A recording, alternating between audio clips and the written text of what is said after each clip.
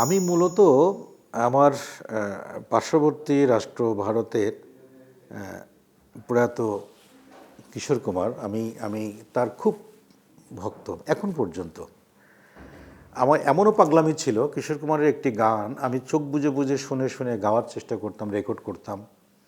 তা আমি নিজে নিজেই শুনতাম যে কোথায় কি সমস্যা হচ্ছে, কোথায় কী হচ্ছে, এগুলো আমি খুব ভুল ধরে নিজেকে শুধরিয়ে নেওয়ার চেষ্টা করতাম। তো সেটা তো আছেই। আর আমি সর্ব প্রকারের শিল্পীদের গানই শুনি। অঞ্জনা এখন জনগণের সম্পদ হয়ে গেছে। অঞ্জনা এখন পাবলিক প্রপার্টি।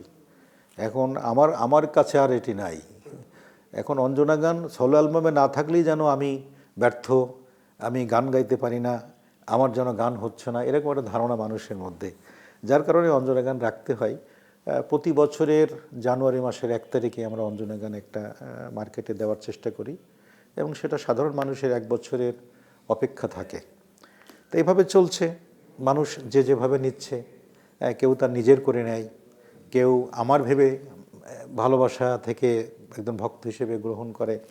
হ্যাঁ, তো আমার মনে হয় যে অঞ্জনা গানটি প্রত্যেকটা মানুষের জীবনের ঘটে যাওয়া ঘটনার কথা বলে, তো যার কারণে এটি এত জনপ্রিয়তা লাভ করেছে। একটা সময় প্রচুর গান গেয়েছি। সবসময় তো একটা মানুষের বাংলা কথায় জোয়ার থাকে না।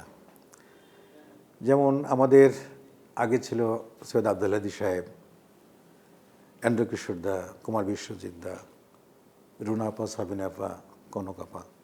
তারপরে কিন্তু আস্তে আস্তে জেনারেশন চেঞ্জ হয়েছে, তারপর আমরা আসলাম। আমাদের পরেও তো একটা বেজ আসবে।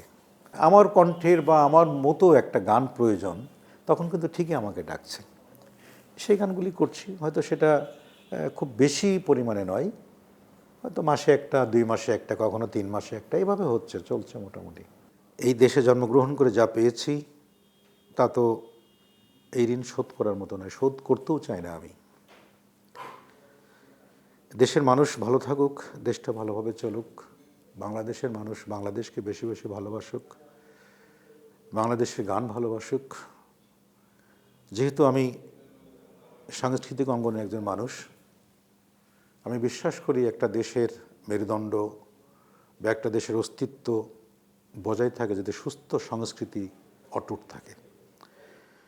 দীর্ঘ বছর আমরা অপসংস্কৃতিতে বিরাজমান ছিলাম। সে অপসংস্কৃতির হাত থেকে মুক্ত হয়ে যদি আমরা সুস্থ সংস্কৃতি চর্চায় ফিরে আসতে পারি, তাহলে এই দেশের ভাবমূর্তি এবং এই দেশের মানমর্যাদা বৃদ্ধি পাবে সারা বিশ্বের কাছে। আমরা সেই দিনটির অপেক্ষায় থাকি।